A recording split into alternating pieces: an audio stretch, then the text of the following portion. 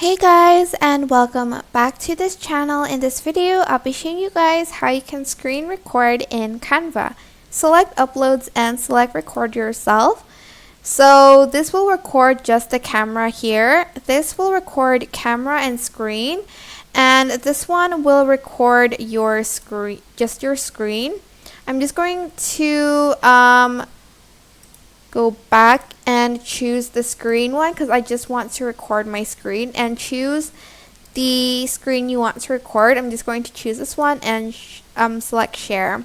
You can also adjust the no camera and the no microphone. For instance, you want to record while you're talking, so select the microphone you want to use and then just select record. 3, 2, 1.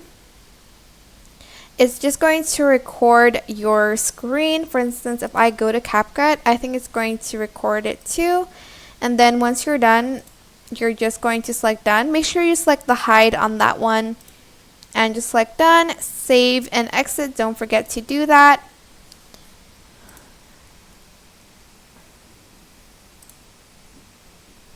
And then it's going to be in videos, as you can see right here, and you can just play it. And there you have your screen recording.